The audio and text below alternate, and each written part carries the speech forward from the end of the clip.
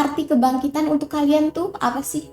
Menurut saya, arti kebangkitan itu merupakan ketika generasi muda saat ini, khususnya generasi Z ya, itu memiliki rasa bahwasanya dirinya itu penting dalam kemajuan bangsa Indonesia sendiri. Kalau jadi pemimpin Indonesia sehari aja, apa yang pertama mau kamu ubah? Saya kalau misalkan jadi pemimpin Indonesia dalam satu hari, saya akan menegaskan pada pemerataan pendidikan dan peningkatan kualitas pendidikan, entah itu fasilitas ataupun para pendidiknya, supaya generasi muda Indonesia ini, masa depan Indonesia akan lebih terjamin lagi. Nah, sekali lagi saya katakan bahwa masa depan Indonesia ditentukan oleh generasi muda yang saat ini sedang mengikuti proses pendidikan. Lebih pilih pemimpin yang pintar atau yang dekat dengan rakyat? Kalau dari hati nurani ya, dari paling dalam banget, saya akan milih dua-duanya. Karena menurut saya dua aspek itu akan saling melengkapi untuk menjadi seorang pemimpin yang ideal.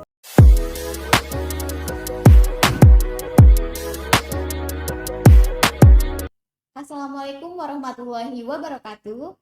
Halo Jakmir Pemilih, kembali lagi di podcast Ngapak, ngobrol asik pemilu bareng KPU. Ayo sinau milih sing citu. Jakmir Pemilih, di episode kali ini saya Ira Kusumawardani akan menemani Jakmir Pemilih untuk membahas tema yang sangat spesial terkait Hari Kebangkitan Nasional, yakni Gen Z Bangkit, Suara Muda untuk Indonesia.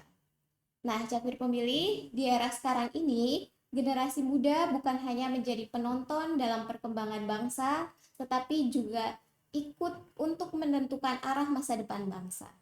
Nah, generasi muda saat ini juga mempunyai ruang yang luas untuk berpendapat, untuk berkreasi, dan juga berdemokrasi. Oleh karena itu, hari ini, di episode kali ini, sudah hadir bersama kita dua narasumber muda dari SMA Negeri 2 Slawi. Yang pertama ada Mas Jauza. Nama saya Jauza Farel Aprizadinata, bisa dipanggil dengan Jauza. Halo. Halo Kak. Nah, Jauza ini sebagai ketua OSIS. Iya betul, kebetulan saya menjabat sebagai Ketua OSIS SMA Negeri 2 Slawi periode 2025-2026. Nah, selain Mas Jauza ini, kita juga ada narasumber satu lagi, yakni Mas Abiu. Halo Kak. Halo, apa kabar, Bi? Alhamdulillah baik Kak. Nah, kalau Mas Abiu sendiri sebagai sekretaris 2 ya? Di SMA Negeri Dosawi dalam khususnya kepengurusan OSIS, aku ini menjabat sebagai sekretaris 2 Kak. Ya betul. Nah, Jakmir Pemilih, kita sudah bersama narasumber muda yang penuh inspirasi nih. Jadi, mari kita lanjut ke pembahasan yang utama. Oke, jadi untuk pertanyaan pertama nih, kalau mendengar kata kebangkitan, kan mungkin yang tergambar di otak kita tuh tentang perjuangan pada Iya, zaman betul, dahulu ya. betul banget. Nah, kalau menurut kalian sendiri sebagai generasi muda, arti kebangkitan untuk kalian tuh apa sih? Mungkin bisa dimulai dari jauh saja. Iya. Oke, menurut saya ya, arti kebangkitan itu merupakan ketika generasi muda saat ini, khususnya generasi Z ya, itu memiliki rasa bahwasanya dirinya itu penting dalam kemajuan bangsa Indonesia sendiri. Nah, ketika dia merasa bahwa dirinya itu penting, pastinya dia akan mengusahakan bagaimana caranya saya itu bisa berkontribusi secara aktif untuk memajukan bangsa Indonesia sendiri. Entah itu mulai dari dia melakukan penemuan-penemuan yang akan membawakan suatu hal yang baru ataupun penelitian-penelitian yang mungkin akan memiliki dampak nyata ya dan dampak positif bagi kemajuan negara Republik Indonesia.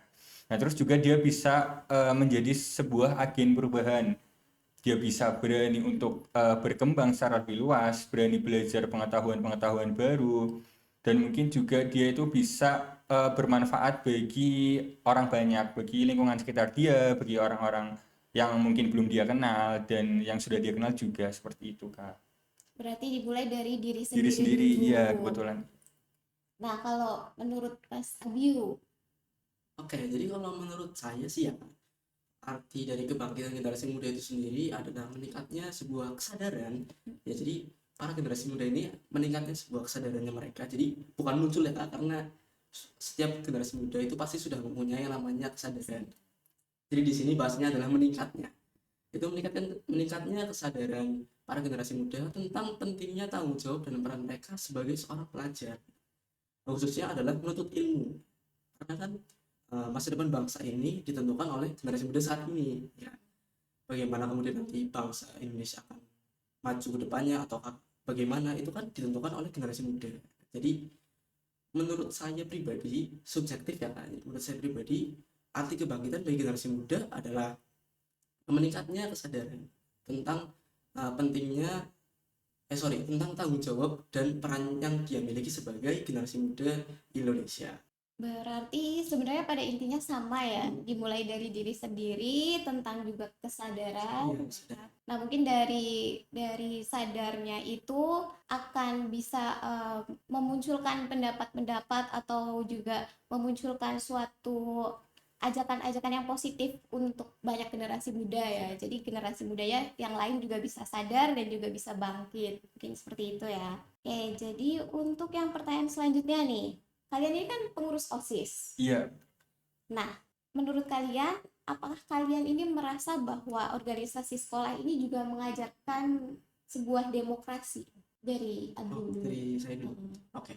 Jadi pendapat pribadi saya adalah apakah organisasi di sekolah khususnya OSIS ini sudah mempunyai yang namanya sistem demokrasi, dan jawaban saya adalah iya, karena di OSIS ini semua anggota itu berhak untuk menyuarakan pendapatnya gitu. Jadi tidak kemudian menjadi mengambil keputusan sendiri, apalagi sebagai ketua OSIS itu kan. Jadi di organisasi OSIS ini sendiri ada juga namanya musyawarah.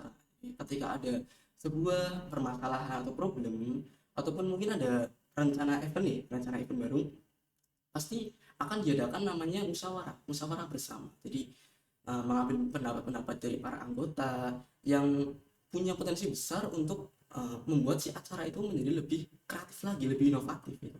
Karena semakin banyak otaknya, maka semakin banyak inovasi yang akan tercipta, inovasi baru yang akan tercipta. Kurang lebih seperti itu sih Kak. Ya. Jadi pada intinya di OSIS ini mengajarkan demokrasi karena keputusan itu tidak hanya diambil oleh satu pihak saja ya. Termasuk juga mungkin pemilihan ketua OSISnya. Nah, betul. Ya. Itu juga kan membutuhkan suara dari pihak sekolah ya. Jadi nggak diambil dari satu orang saja keputusan gitu. Tapi dari semua dari semua yang ada di sekolah. Nah, kalau menurut Mas Jauza nih, kalau menurut saya di organisasi siswa intersekolah khususnya OSIS ya yang lebih dikenal itu betul-betul atau benar-benar mengajarkan mengenai demokrasi Kak. Dimulai dari saat reorganisasi kepengurusan baru, semisal ketua OSIS. Nah, ketua OSIS kan dipilih dari semua pihak yang ada di daerah tersebut. Semisal kita ambil contoh di SMA Negeri 2 Selawi. Nah, ketika ada pemilihan ketua OSIS, itu yang memilih itu bukan cuma siswa Kak, jadi guru-guru ikut memilih, terus juga pihak-pihak terkait yang di SMA Negeri 2 Selawi juga ikut memilih. Yang artinya di sini kita itu ketika mengambil keputusan itu berasal dari siswa, oleh siswa, dan kembalinya juga untuk siswa. Nah, seperti itu. Jadi sangat-sangat mengajarkan demokrasi bahkan dari awal reorganisasi kepengurusan baru. Terus juga ketika kita mau mengadakan sebuah kegiatan seperti yang tadi dibilang oleh Abiyu itu kita pasti mengutamakan yang namanya musyawarah, Kak. Musyawarah. Jadi kita membahas secara bersama-sama. Entah itu nanti teknis kegiatannya bagaimana, terus juklak dan juknis kegiatan atau suatu lomba itu bagaimana, itu kita benar-benar musyawarakan dengan pihak-pihak yang terkait seperti itu. Jadi kita juga sebagai pimpinan itu nggak bisa atau nggak mau untuk mengambil keputusan sendiri karena kita juga tidak tahu kan kapasitas dari anggota kita itu sebetulnya ketika kita membebankan A itu mereka bisa atau enggak. Kita lebih mengutamakan yang namanya musyawarah karena juga semua orang kan juga memiliki suara yang ini Kak, wajib untuk didengar ya Kak. Jadi mereka juga tidak dibungkam kayak gitu. Jadi sangat-sangat mengajarkan demokrasi. Ketika ada apa-apa kita lebih mengedepankan musyawarah, lebih mengedepankan pemilihan secara bersama-sama. Terus juga kita mempertimbangkan berbagai suara yang dilontarkanlah kepada kita seperti itu. Dan juga kita sebagai pengurus OSIS juga pasti harus memiliki rasa yang namanya itu anti kritik ya Kak. Jadi ketika kita dikritik itu kita tidak boleh kayak langsung menjatuhkan, kayak semisal ngejudge, kamu sih apa sih, kamu tahu apa, kamu tahu kamu sebenarnya tuh nggak tahu apa gitu. Tapi kita juga harus menerima, tapi dengan suatu syarat bahwasanya kita menerima semua kritik yang ada, tapi kita juga harus memilah dan memilih, khususnya pimpinan itu sendiri itu benar-benar dipilihlah kritikan yang sekiranya membangun atau enggak. Nah, kritikan-kritikan yang membangun ini bolehlah kita sampaikan ke anggota-anggota kita untuk jadi bahan evaluasi untuk kegiatan-kegiatan atau event-event setelah itu kayak gitu, seperti itu Kak. Jadi sangat-sangat untuk mengajarkan demokrasi bahkan dari awal kepengurusan hingga nanti akhir pengurusan. Jadi musyawarah dan semuanya kembali dari siswa, Dari kembali ke oleh siswa siswa. dan iya kembali ke siswa. Kembali ke siswa. Nah, kalau boleh tahu nih, di OSIS itu kan berarti ketuanya dipilih ya. Iya betul Kak. Nah, sebelum adanya pemilihan itu ada kampanye dulu nggak sih? Ada, kalau di SMA Negeri 2 Selawi itu kebetulan ada kampanye. Waktu tahun saya itu berarti ada 6 kandidat, yaitu untuk 3 kandidat ketua OSIS dan 3 kandidat ketua MPK. Nah itu kita berkampanye secara bergantian Kak. Jadi kita juga melakukan koordinasi sebelum melakukan kampanye di hari itu. Kita tuh semisal kandidat nomor 1 itu mau kampanye di kelas mana dulu. Nah biar nanti nggak bertabrakan dengan kandidat nomor 2 dan nomor 3, khususnya juga kandidat MPK nomor 1, 2, 3 kayak gitu. Dan untuk kampanye ini kan kita juga menyuarakan visi, misi, serta program kerja unggulan kita ya Kak. Nah dari situ tujuannya itu untuk memberikan gambaran kepada siswa-siswa yang kami datangi kelasnya untuk memilih lah bahwasanya siapa sih ketua OSIS yang eh, sesuai dengan passion mereka atau yang mereka minat untuk memilihnya kayak gitu. Nah kita juga di situ membuka sesi tanya jawab ya Kak. Kalau kebetulan saya juga waktu itu membuka sesi tanya jawab ketika orasi saya itu kurang jelas itu bisa ditanyakan karena kan waktu nanti kita orasi di depan semua siswa itu yang boleh bertanya itu hanya para juri terus guru-guru terkait dan juga siswa-siswi tapi tidak semuanya gitu. Jadi tujuan kami mengadakan kampanye juga biar semua siswa dan siswi itu memiliki hak untuk bersuara bersama gitu Kak. Jadi nggak cuma 1-2 orang saja yang bersuara, tapi semuanya juga berhak untuk bersuara menyuarakan sebenarnya apa sih yang dia mau tanyakan kepada kita. Seperti itu. Berarti di dalam kampanye itu tadi disampaikan visi misi Iya, program visi kerja misi dan juga program ya. kerja unggulan. Jadi nanti untuk siswa-siswa yang milih itu memilihnya bukan karena teman dekat, Bukan. tapi karena visi misi Visi ataupun program program kerjanya. Nah, kalau menurut Mas Abiu sendiri, em, kalau misalnya ketua tadi kan dipilih. Nah, kalau misal untuk sekretaris 2 nih, Oke, jadi kalau di SMA 2 ya Kak, khususnya di OSIS, untuk sekretaris ini konsepnya adalah dipilih oleh pihak yang berwenang. Pihak yang berwenang ini adalah ketua OSIS dan wakil ketua OSIS. Jadi setelah si ketua OSIS dan wakil ketua OSIS itu telah ditetapkan, setelah pemilihannya udah selesai nih, udah jadi ketua OSISnya ini udah dapat suara paling banyak nih, suara kedua si B dia dapat suara paling banyak kedua, jadi dia jadi wakil. Nah, barulah setelah itu selesai, ketua OSIS dan wakil ketua OSIS ini memilih mana siswa yang punya potensi untuk menempati jabatan tersebut. Contohnya seperti sekretaris 2. Dan saya pun bisa memegang jabatan sekretaris 2 juga atas keputusan dari Kak Jauza selaku ketua OSIS SMA 2 Selawi. Jadi begitu. Mungkin untuk alasannya efisiensi waktu ya Kak, karena kan dari sekian banyaknya seksi bidang ada 10 ya, ada 10 di SMA 2 itu ada 10. Mungkin untuk mengefisiensi waktu kita tidak membuka sesi musyawarah untuk semuanya. Jadi mungkin hanya beberapa yang vital-vital saja seperti ketua OSIS, pemilihan ketua OSIS yang kita buka namanya sesi musyawarah, dan selebihnya seperti pemilihan sekbid itu mungkin lebih individu aja oleh pihak-pihak yang tentunya sudah memiliki wewenang begitu. jadi tetap musyawarah Iya, ya. tetap musyawarah. Nah, Jakpir pemilih berarti berdasarkan dari pendapatnya Mas Jauza dan juga Mas Abiu dan berdasarkan dari pengalaman mereka di sekolah dan di OSIS juga, organisasi sekolah itu juga mengajarkan yang namanya demokrasi. Setuju ya berarti? Setuju banget Kak. Setuju.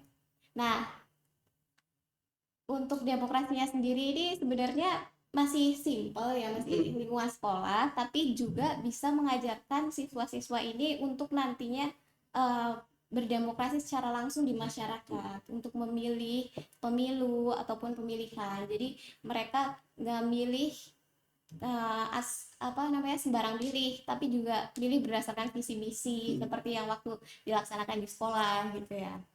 Nah, untuk pertanyaan selanjutnya nih, kenapa suara pemilih pemula itu penting dalam pemilu?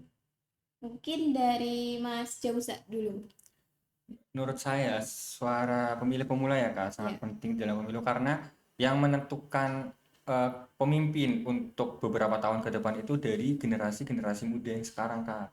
Jadi ketika diharapkan ya ketika memilih sebuah pimpinan itu diharapkan kita mengecek entah itu dari visi misi, program kerja yang nantinya mereka akan jalankan untuk periode kepemimpinannya, terus juga dari track record kepemimpinannya Kak. Jadi kita diharapkan itu nggak memilih pemimpin secara asal-asalan atau ketika kita kenal kita pilih nggak kayak gitu, tapi benar-benar kita cek, kita cross check entah itu dari visi misi, program kerja atau track record kepemimpinannya.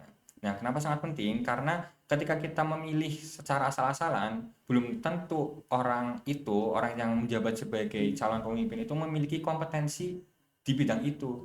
Jadi semisal kita ingin memilih presiden Republik Indonesia.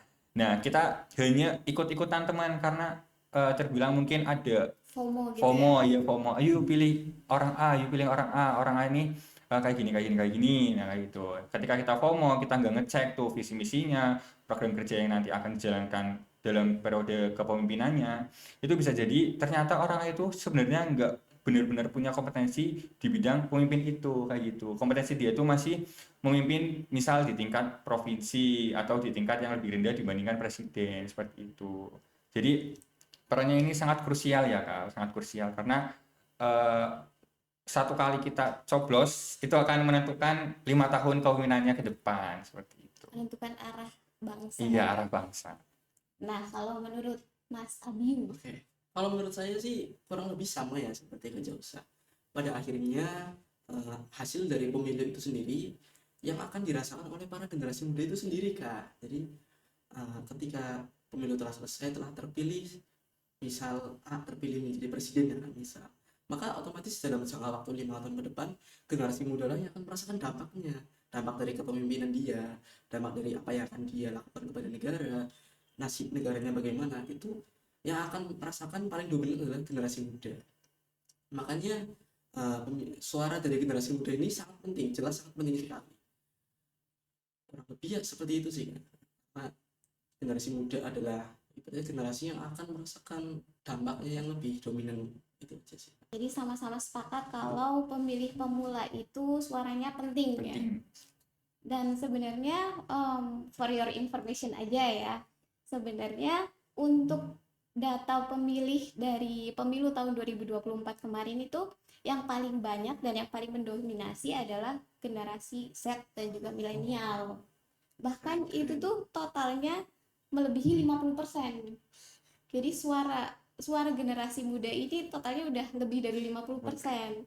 Jadi bayangin aja kalau misal generasi muda dan juga apa namanya generasi Z ataupun generasi milenial ini itu asal sembarang milih aja gitu kan, itu udah lebih dari 50%, otomatis hasilnya akan ini kan, akan maksudnya nggak sesuai dengan yang diharapkan gitu kan.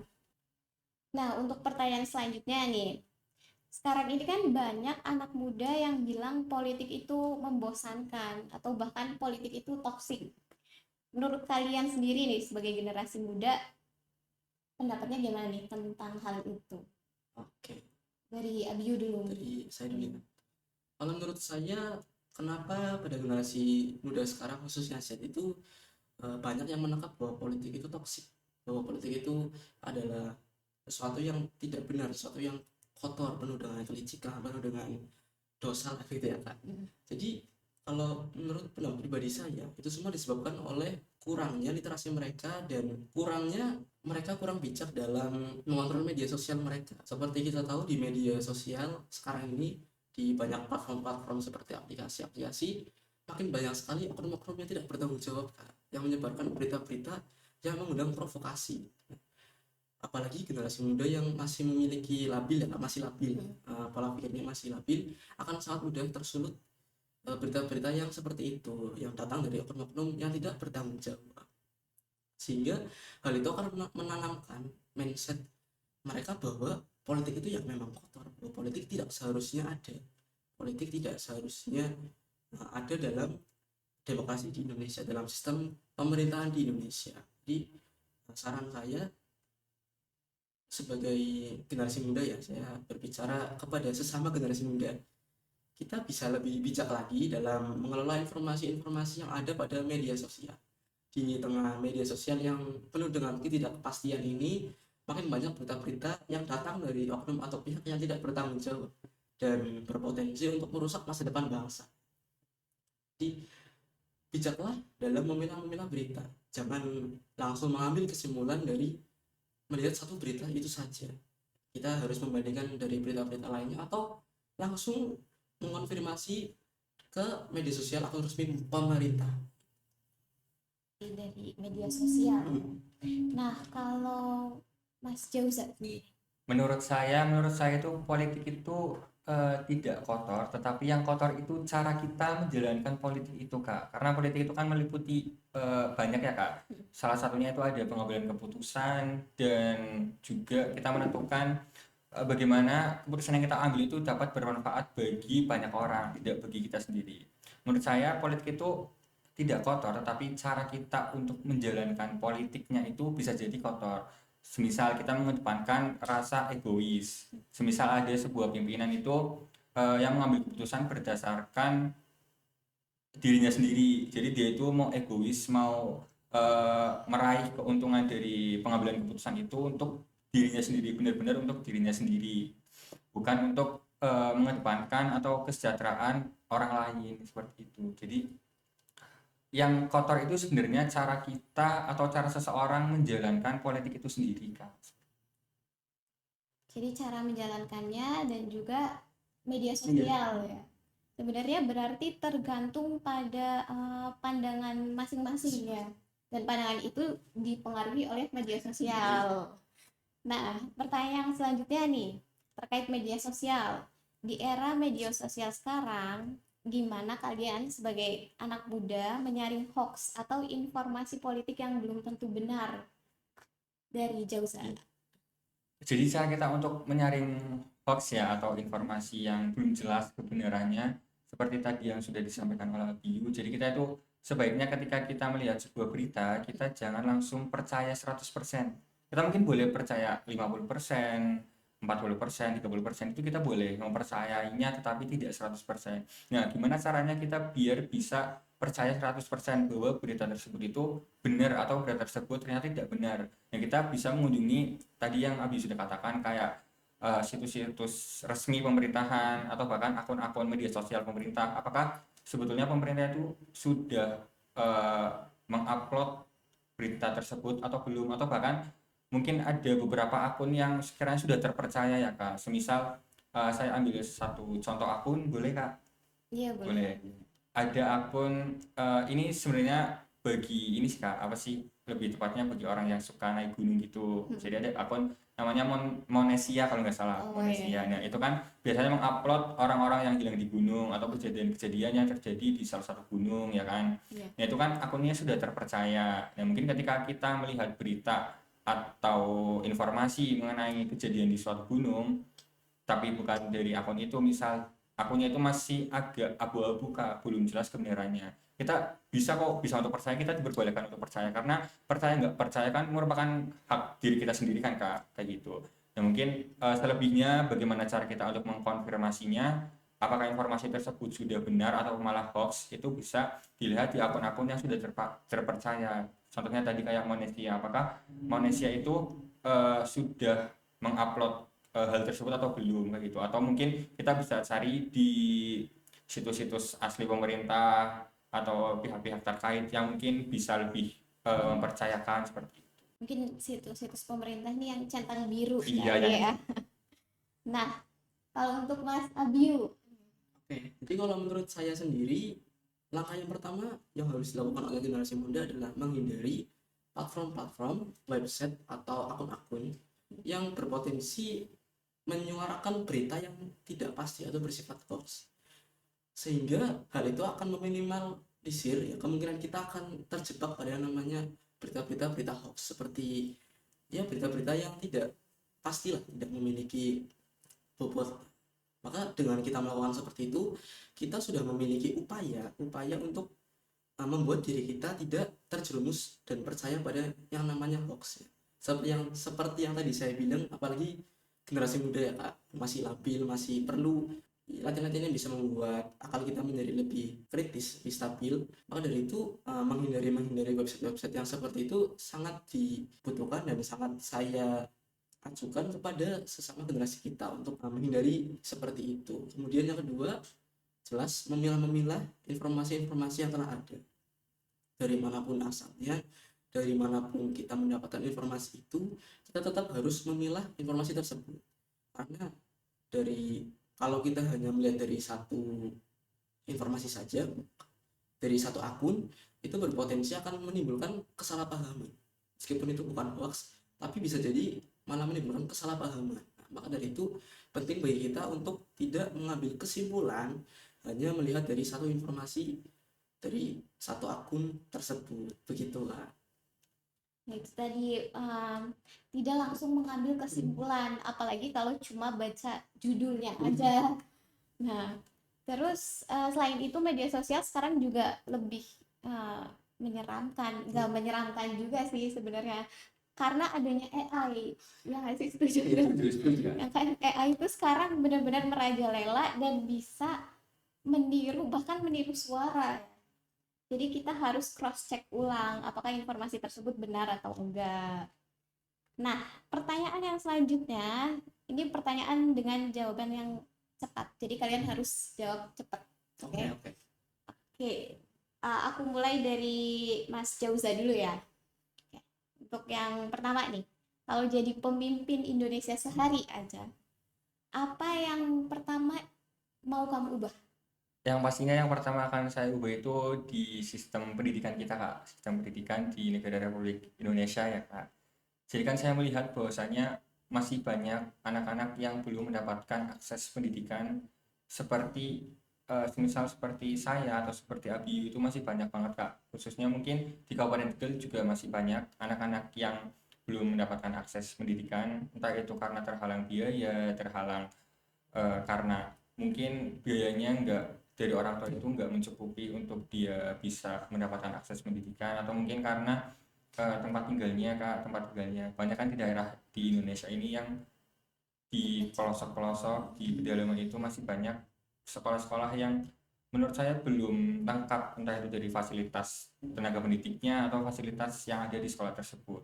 Mungkin ada beberapa sekolah tapi sangat keterbatasan di tenaga pendidik seperti itu, Kak. Jadi ketika saya diberikan kesempatan untuk menjadi pemerintah Indonesia walaupun hanya 1 hari, saya akan mengusulkan perbaikan di sistem pendidikan bangsa Indonesia ini sendiri, karena saya balik ke topik awal bahwasanya generasi muda lah yang nantinya akan mengambil peran di Indonesia ini untuk beberapa tahun ke depan. Apalagi Indonesia kan digadang-gadang akan mengalami masa-masa emas di tahun 2045. Tentunya yang akan memimpin di tahun 2045 itu bukan generasi-generasi yang sekarang itu sudah jadi pemimpin, tapi kitalah yang sekarang masih sekolah itu akan mengambil alih jabatan pimpinan saat 2045.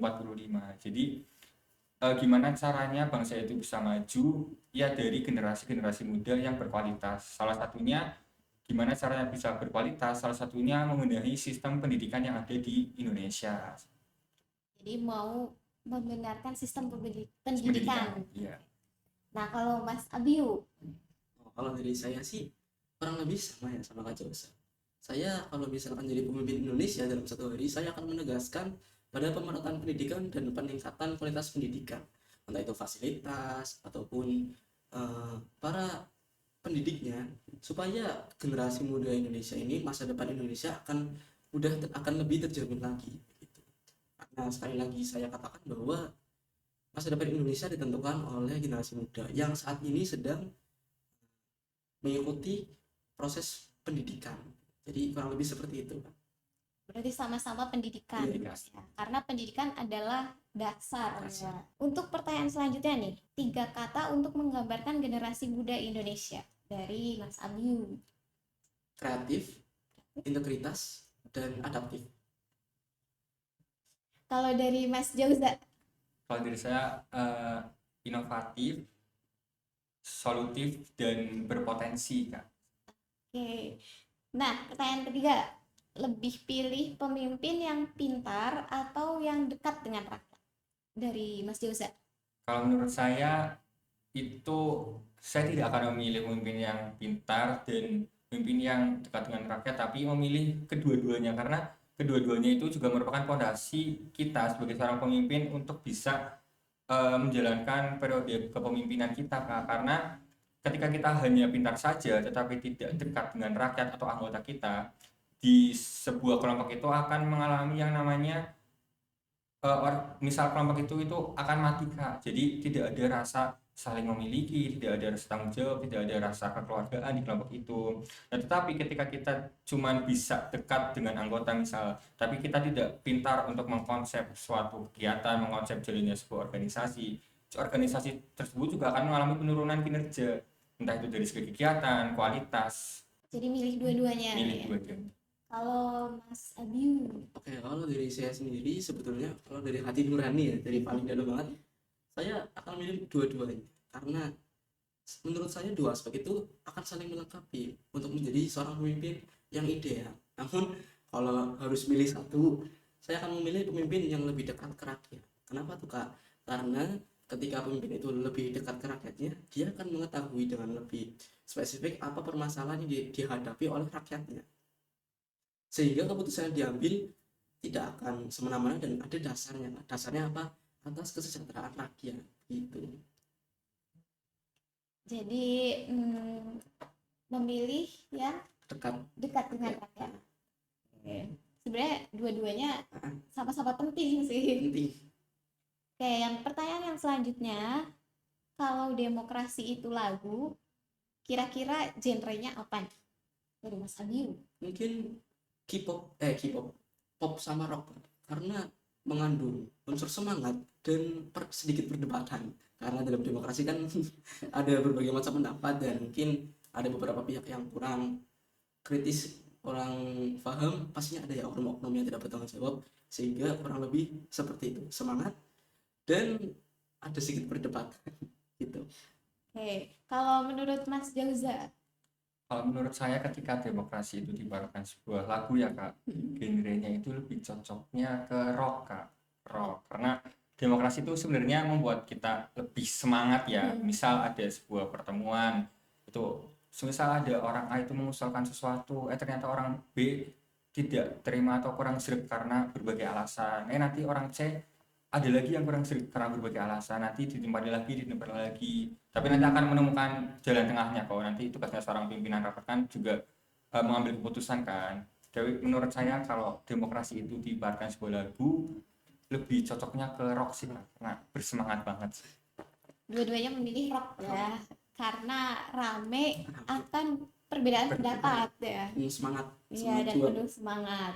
Oke, untuk pertanyaan selanjutnya, kalau ada perbedaan pendapat di organisasi seperti di OSIS gitu, menurut kalian lebih baik voting atau musyawarah sampai mufakat? Dari Mas Jauza. Kalau dari saya itu, saya mengedepankan musyawarah terlebih dahulu, Kak. Ketika semisal kita ingin mengadakan sebuah kegiatan, mengadakan sebuah event, entah itu nanti eventnya itu besar atau kecil atau mungkin bahkan sedang lah, event sedengan, entah itu nggak besar banget, nggak kecil banget. Nah, itu saya lebih mengutamakan atau mengedepankan yang namanya musyawarah. Nah, di situ pasti akan ada yang namanya rapat, entah itu rapat perdana, terus rapat final juga. Nanti di situ kita membahas hal apa sih yang kita itu sebenarnya butuh di event tersebut. Kita membahas mulai dari rundown kegiatan tersebut mau gimana, teknis kegiatan tersebut berjalan dari awal sampai akhir itu gimana. Terus ketika nanti ada ternyata di kegiatan tersebut ada perlombaan, dan nanti kita juga akan memikirkan juknis dan juklak perlombaan tersebut gimana. terus dan lain sebagainya. Kan dari kegiatan itu terdiri dari banyak divisi ya Kak. Dari sebuah kepanitiaan itu pasti banyak banget divisi, dari divisi acara, divisi perlengkapan, dan banyak lain sebagainya. Saya lebih mengedepankan yang pertama itu musyawarah terlebih dahulu. Tetapi ketika musyawarah tersebut ternyata enggak menunjukkan hasil yang benar-benar eh, benar-benar jelas, atau hasilnya itu masih menggantung lah Kak, menggantung iya atau tidak, saya akan mengambil langkah atau tindak lanjuti dengan voting kayak gitu Kak. Jadi semisal pendapat atau kebijakan dari musyawarah tersebut masih menggantung, saya akan memilih voting, ya lanjut ke voting. Tapi ketika kebijakannya sudah jelas, itu saya tidak lanjut ke voting seperti itu. Nah, kalau menurut Mas Abiu nih, Oke. Kalau menurut saya akan mengedepankan musyawarah. Karena pada akhirnya musyawarah itu akan menghasilkan sebuah keputusan yang dimana dapat diterima oleh semua pihak. Jadi sudah tidak ada lagi namanya perdebatan. Berbeda dengan voting, mungkin voting karena kan sistemnya yang paling banyak di voting, dia yang akan menjadi sebuah keputusan akhir gitu. Jadi menurut saya musyawarah itu lebih dikedepankan terlebih dahulu. Kecuali ketika musyawarah itu kemudian tidak menghasilkan benang merah atau keputusan yang valid yang satu, maka dilakukan voting. Tujuannya supaya mengurangi perdebatan yang tidak perlu. Kurang lebih seperti itu. ini sama-sama memilih musyawarah. Nah, pertanyaan terakhir nih, kalau disuruh pilih lebih penting aktif di media sosial atau aktif di lingkungan yang nyata nih, Mas Abiu? Oke. Kalau menurut saya akan lebih memilih aktif di lingkungan nyata ya. Karena sebagai seorang manusia kita harus mampu untuk memberikan dampak itu akan lebih terasa, akan lebih berdampak lagi ketika kita melakukannya dengan aksi nyata, tidak hanya melalui media sosial bagus sebagai mungkin sarana sebagai edukasi untuk menjangkau Informasi informasi yang luas, tapi menurut saya lebih mengutamakan lingkungan nyata terlebih dahulu Kak, gitu. Karena dengan lingkungan nyata tersebut, dengan kita turun langsung, dampaknya akan lebih terasa. Jadi di lingkungan nyata dulu, baru nanti ke media sosial. Nah, kalau Mas Jaus nggak? Kalau saya lebih mengedepankan aktif di lingkungan nyata, tetapi dari keaktifan kita di lingkungan nyata itu kita juga bisa aktif di media sosial. Contohnya ketika kita ingin atau mengikuti sebuah kegiatan yang bermanfaat tentunya, yang memiliki dampak bagi lingkungan sekitar kita, kita boleh kok aktif dulu di kegiatan tersebut. Kita aktif dulu secara nyata, turun langsung, ikut membantu dan lain sebagainya. Nah, ketika kegiatan tersebut sudah selesai, nanti kan pasti ada yang namanya sesi dokumentasi bersama, atau enggak saat kegiatan tersebut dimulai itu atau selama kegiatan tersebut berlangsung, kita kan pasti bisalah mengabadikan 1, 2, atau 3 momen gitu kan, yang menurut kita itu cocok nih untuk dibuat atau di post, misal di SG, misal di status WA, di TikTok dan lain sebagainya, di media sosial Kak, intinya di media sosial yang kita punya. Misal ada orang yang nggak suka sama kita, terus ketika kita post suatu kegiatan, dia itu merasa bahwasanya aku harus lebih aktif nih daripada dia. Itu kan menurut saya kompetisi yang positif ya Kak.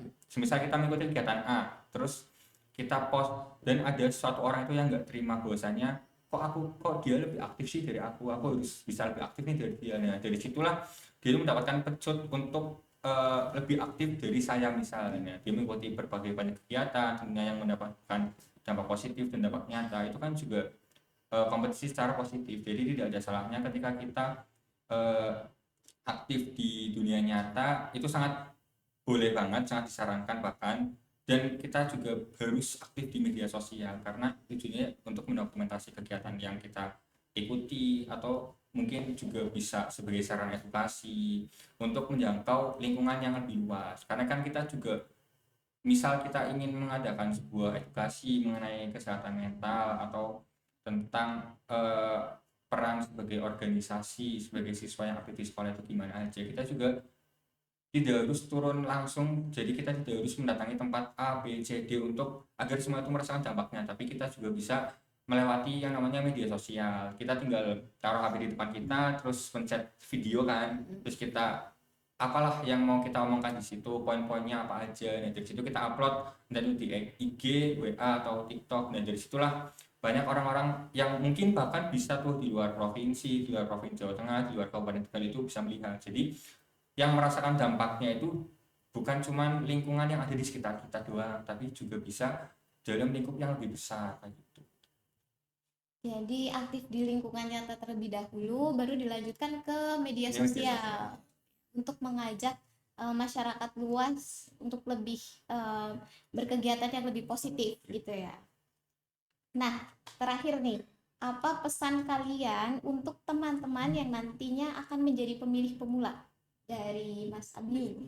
Oke, untuk teman-teman semuanya, terutama generasi Z, saran saya adalah pilih sesuai dengan visi misi dan keseriusannya dalam untuk menjadi seorang pemimpin, karena saya tekankan kembali bahwa kitalah yang akan merasakan, yang akan lebih dominan merasakan dampaknya, merasakan akibatnya dari sikap pemimpinan pemimpin tersebut. Nah, maka dari itu marilah kita bijak dalam memilih, jangan ikut-ikut teman, jangan FOMO ya.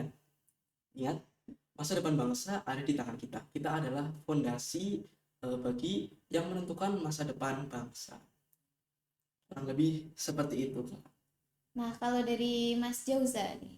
Yang pertama itu pesan saya ya, jangan golput teman-teman, jangan golput terlebih dahulu, karena golput itu kan sama saja kita nggak milih siapa-siapa kan, bahkan suara kita itu bisa dinilai sebagai suara yang tidak sah. Padahal kesempatan untuk memilih pemimpin itu nggak datang setiap hari, bahkan nggak datang setiap bulan tuh ya. Ada baru kita nunggu beberapa tahun dulu, baru kita nanti milih lagi, beberapa tahun lagi baru kita milih. Jadi yang pertama itu menurut saya jangan golput nih, jangan golput. Dan ketika kita memilih pemimpin itu benar-benar kita harus ceklah entah itu dari visi misi, kompetensi dia sebelumnya itu gimana, terus juga track record dia sebagai pemimpin itu gimana. Jangan sampai kita memilih pemimpin itu asal-asalan, apalagi ikut-ikutan teman nih. Seperti yang sudah Abi katakan tadi, jangan sampai kita FOMO, jangan sampai karena kita mendapatkan sebuah sekarang kan lagi tren ya kak, kayak serangan fajar gitu, serangan fajar. Misal ada kepala desa mau menjabat sebagai kepala desa nih, tiba-tiba pagi-pagi datang ke rumah terus ngobrol intinya dia memberikan ya sebuah sebuah barang lah agar kita itu bisa mendukung dia. Jadi jangan sampai lah jadi suara kita itu sebenarnya mahal teman-teman. Jangan sampai karena misal barang tersebut apa kita memilih dia, padahal kan untuk beberapa tahun ke depan padahal barang tersebut kan nggak cukup gitu loh. Semisal pemimpin itu memimpin selama 5 tahun nih, dia itu memberikan suatu barang ya katakanlah uang entah itu 100 atau 50 ribu kan, biasanya kan serangan fajar seperti itulah. Dan menurut saya ya uang 100 atau 50 ribu itu nggak cukup loh untuk 5 tahun ke depan. Jadi kita jangan sampai tergiur sesaat lah, karena kan ya mungkin serangan fajar itu kan membuat kita tergiur saat itu kan, jadi kita oh ya saya terima nanti saya pilih kok. Tapi coba teman-teman pikirkan lagi nih bahwasanya uang tersebut yang diberikan itu sebetulnya nggak cukup tahu untuk menunjang di teman-teman untuk 5 tahun ke depan saat dia memimpin. Dan pilihlah pemimpin yang benar-benar bisa memimpin dan kompetensinya yang sudah sampai di level itu. Jadi jangan sampai kayak pemimpin baru mau mimpin tapi sebelumnya itu dia nggak pernah memimpin sama sekali, bahkan untuk menjadi semisal memimpin di desa semisal ya atau RT atau RW itu bahkan dia juga asal-asalan, nggak ada program kerja yang terlaksana selama satu tahun ke depan, tapi karena tadi serangan fajar terus akhirnya kita bisa memilih dia karena cuman berapa rupiah doang untuk 5 tahun ke depan. Jadi bijak-bijaklah teman-teman menggunakan suara teman-teman semua, karena suara teman-teman semua itu sebenarnya mahal. Dan ketika kita memilih juga jangan golput, karena kita nggak memilih setiap hari, kita nggak memilih setiap minggu atau setiap bulan, kita memilih hanya beberapa tahun sekali. Nah, seperti itu jadi pemilih, jadi harus menjadi pemilih yang cerdas, yang suaranya nggak bisa dibeli, yang nggak cuma FOMO tapi juga ngelihat latar belakang visi misi dan juga program kerjanya. Oke. Itu tadi obrolan kita hari ini, Jakmir Pemilih. Semoga melalui diskusi dan juga obrolan kita hari ini, Jakmir Pemilih khususnya generasi muda ini semakin sadar bahwa suara generasi muda ini sangat penting untuk menentukan arah masa depan bangsa.